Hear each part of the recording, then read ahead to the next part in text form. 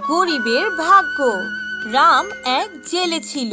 সে নদীর পাশে তার পরিবারের সাথে বাস করত। সে মাছ ধরতে অনেক দক্ষ ছিল, কিন্তু সময়ের সাথে তার বয়স বেড়ে যায় ও সে বুড়ো হয়ে যায়। তার সন্তানেরা তাকে ছেড়ে শহরে চলে যায় এবং তারা সেখানে গিয়ে অন্য কাজ করতে শুরু করে। এখন শুধু রাম ও তার স্ত্রী তাদের গ্রামে বাস করত। বুড়ো হওয়ার কারণে সে মাছও ধরতে যেতে পারত না। তারা অনেক কষ্টে জীবন কাটাচ্ছিল। তাদের পরিবারে খাবারের অভাব দেখা দিতে শুরু করে। তাদের জমানো টাকা শেষ হয়ে যাচ্ছিল। একদিন রামের স্ত্রী তাকে বলে, ওগো শুনছো, বাড়ির সবকিছু তো শেষ হয়ে গিয়েছে, গিয়ে কিছু বাজার করে নিয়ে এসো। হ্যাঁ, যাচ্ছি। দেখি কি করা যায়। কারো কাছ থেকে ধার নিয়ে আসি, নয়তো কষ্ট করে মাছ ধরতেই চলে যাই। কি আর করব।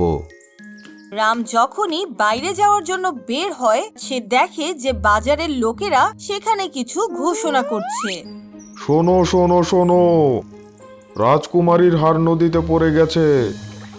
যে সেটা খুঁজে আনতে পারবে, মহারাজ তাকে অনেক বড় পুরস্কার দেবে। এ কথা শুনে রাম তার স্ত্রীকে বলে, ওগো শুনছো, তুমি কি ওই ঘোষণা শুনেছো?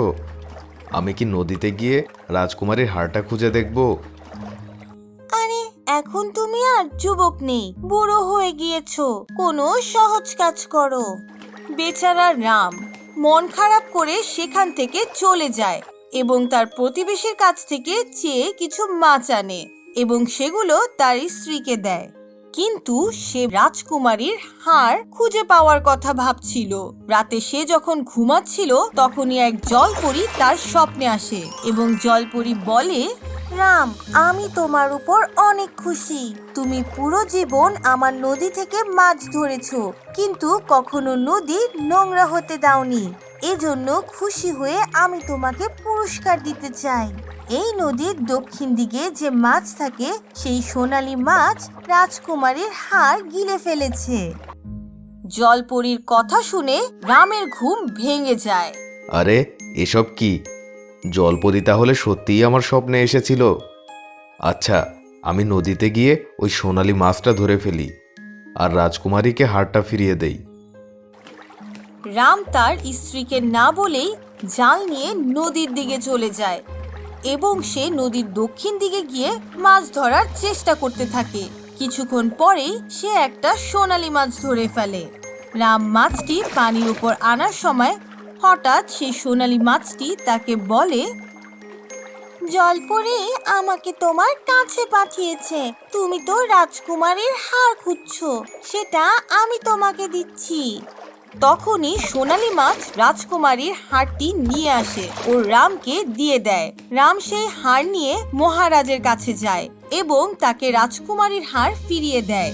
হার দেখে রাজকুমারী অনেক খুশি হয়ে যায় এবং মহারাজ রামকে পুরস্কৃত করে।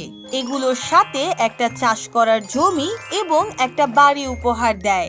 এভাবে রামের ভাগ্য খুলে যায় এবং এখন সে তার স্ত্রীর সাথে সুখে শান্তিতে থাকতো এবং জমিতে কাজ করে তাদের জীবন চালাতো। জাদুর বাঁশের ব্রিজ। লীলাপুর এক শহরের সামনে নদীর পাশে থাকা এক গ্রাম। লীলাপুরের মানুষদের সকল ধরনের কাজের জন্য শহরে যেতে হতো। সেখানে বাচ্চারাও পড়াশোনার জন্য প্রতিদিন শহরে যেত। কিন্তু তাদের এটা সমস্যা হচ্ছিল যে নদীর উপর দিয়ে কোনো ব্রিজ ছিল না। রাকেশ মাঝি নামের এক লোক এই অবস্থার সুযোগ নিত, কারণ লীলাপুর থেকে শহরে যাওয়ার জন্য শুধু তারই একটা নৌকা ছিল। রাকেশ অনেক লোভী ছিল। সে আস্তে আস্তে তার নৌকার ভাড়া বাড়িয়েই যাচ্ছিল। তার এমন কাজের জন্য গ্রামের সবাই বিরক্ত হয়ে গিয়েছিল। একদিন যখন কিছু লোক তাদের কাজ এবং বাচ্চাদের নিয়ে স্কুলে যাচ্ছিল, তখন রাকেশ তাদের বলে, আরে ভাই, বোন আর বন্ধুরা, তোমরা ভালো করে শুনে নাও। আজ থেকে নৌকার ভাড়া বাড়ানো হলো। 1 টাকার জায়গায় 2 টাকা লাগবে। তুমি এসব বলছো কি রাকেশ? গত সপ্তাহেই তো তুমি ভাড়া বাড়িয়েছিলে। হ্যাঁ চাচা, আমাদের ছোটদের কথা একটু ভাবুন। তোমরা তোমার বাবা মাদের বলো তোমাদের কথা ভাবতে। আমাকে বলে লাভ নেই। ভাড়া থাকলে ওঠো, নয়তো চলে যাও। বেশি বকবক করো না। সবাই বাধ্য হয়ে তার নৌকায় উঠে শহরে যায়।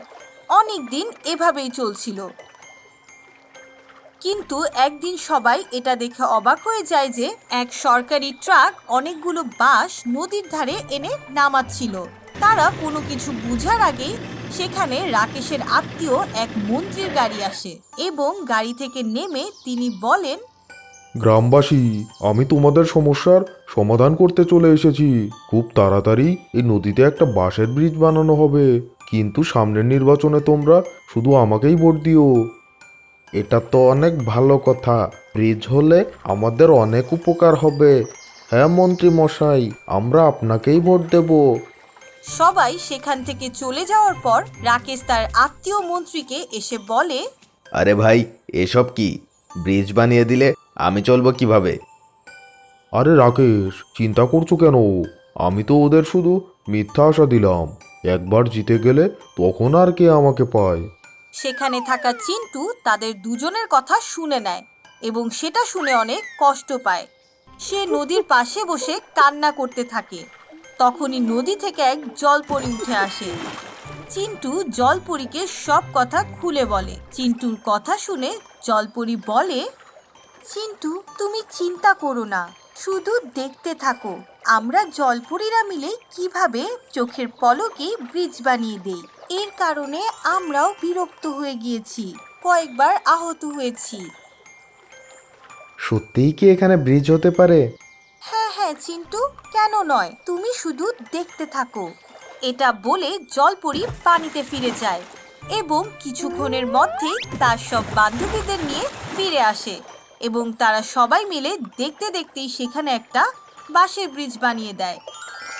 এটা দেখে চিন্টু অনেক খুশি হয়ে যায় এবং সে জলপরীদের ধন্যবাদ দেয়। জলপরীরা মুচকি হেসে আবার পানিতে ফিরে যায়। সকালে সব গ্রামবাসীরা নদীতে এমন বাঁশের ব্রিজ দেখে অনেক অবাক হয়ে যায়। তখনই চিন্টু এসে গ্রামবাসীদের রাতে জলপরীদের কথা বলে। সবাই নদীর পাশে এসে জলপরীদের ধন্যবাদ দেয়, কারণ জলপরীরা জাদুর বাঁশের ব্রিজ বানিয়ে লোকদের সমস্যার সমাধান করে দিয়েছিল। জাদুর বেটে লোক এবং তাদের বাড়ি। চন্দু চন্দননগরে তার মায়ের সাথে বাস করত। সে অনেক পরিশ্রমী এবং দক্ষ মিস্ত্রি ছিল। সবাই তার বানানো বাড়ির প্রশংসা করত। সে তার নিজের গ্রামে এবং আশেপাশের গ্রামেও ঘর বানানোর কাজ করত। একদিন বিকালে পাশের গ্রাম থেকে বাড়ি বানিয়ে ফিরে আসছিল, তখন জঙ্গলের মাঝে এসে তার অনেক ক্লান্ত অনুভব হয়। সে বিশ্রাম করার কথা ভাবে। সে একটা গাছের নিচে বসে বিশ্রাম নিতে শুরু করে। ক্লান্ত থাকার কারণে হঠাৎ করেই সে ঘুমিয়ে যায়, কিন্তু গাছের উপরেই দুটো বেটে লোক বসে ঝগড়া করছিল। আরে আরে, কোথায় যাচ্ছিস? থাম থাম। আরে কি করছিস? তুই আমাকে বিরক্ত করিস না। তারা দুজনে ঝগড়া করতে করতে গাছ থেকে নিচে পড়ে যায়। আজকে তো আমরা অনেক দূর চলে এসেছি। আরে ঝগড়া বন্ধ কর। ওই দেখ বন্ধু, ওখানে একটা মানুষ আছে। হায় হায়, সে তো আমাদের দেখে ফেলবে। তাদের কথা শুনে চন্দুর ঘুম ভেঙে যায়। সে অবাক হয়ে তাদের জিজ্ঞেস করে, আরে আরে, তোমরা কারা? আর তোমরা এখানে কিভাবে আসলে?